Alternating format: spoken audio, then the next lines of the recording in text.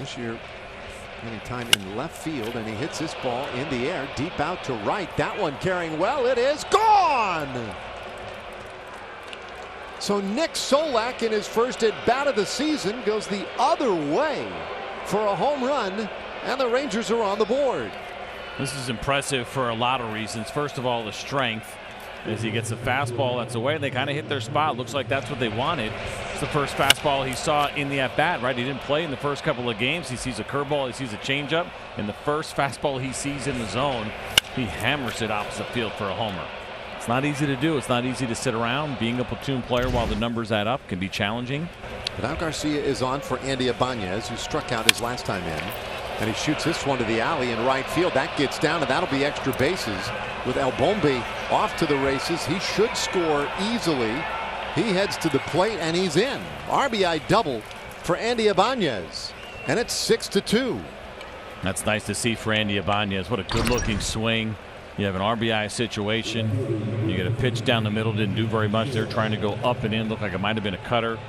And look at Andy just being short to the ball, opposite field gap, squared up really well for an easy double. Right side wide open at the moment, and this one on the ground through the shift into left field. That's a base hit. Heading to third base, Solak, the throw hits him, and it allows Culberson to get to second. Rangers pick up another run. It's 6-3, and they're putting some pressure on Ryu. In all kinds of ways. Another cutter here. Ryu's pitch. This one up the middle goes off Ryu. Karam's over to a vacated right side of the infield, and everyone's safe. Another run is in, and it's a two-run game. Jonah Heim picks up another RBI. That's a thing of beauty right there, because very likely this was going to be a ground out the way that the defense was situated. Now you have the trainer coming out to check on Ryu, so this is not a second visit.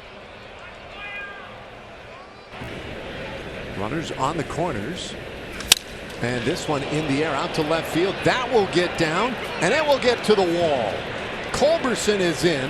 Heim being waved all the way from first. He scores without a throw.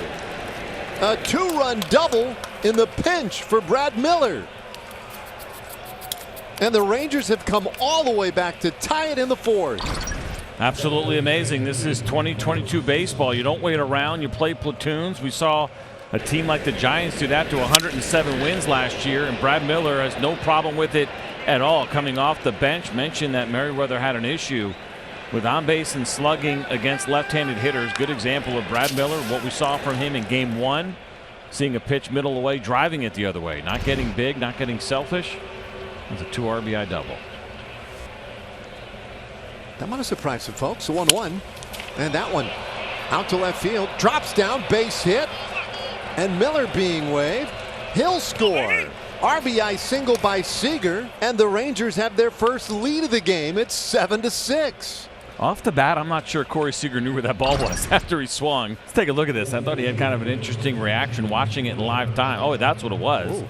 He ended up swinging basically with broken bat in his hand. What in the world? He's got to pass the baton when you get to first. Clean pass, I guess.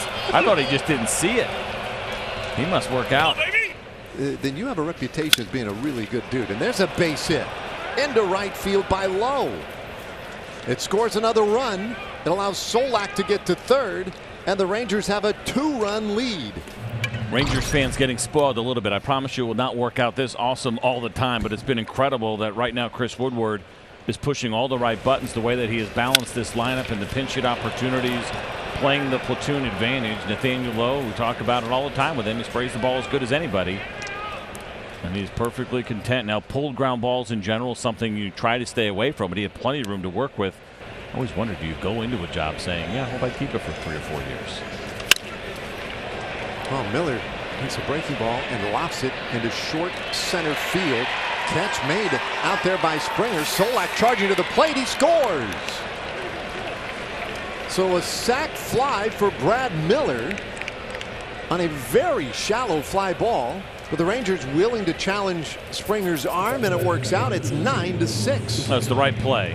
A couple of different reasons. One, Nick Solak runs really well. And the other part of it is there are a lot of average arms out there in the outfield. for the Blue Jays. He'll be starting the home opener. 1-2.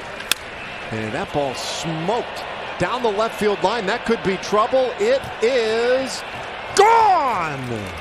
Just kept it fair. A 2-run shot by Jonah Heim. And the Rangers stretch it out in the 7th inning. It's 11-6.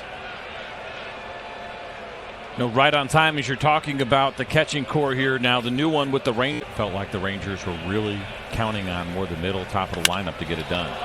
Miller with a big swing. That ball hit well. Deep to center field. Gone! Another Rangers blast. And it's 12-6. And it's all working this afternoon. This guy's amazing, man. I got to tell you, we've seen him now.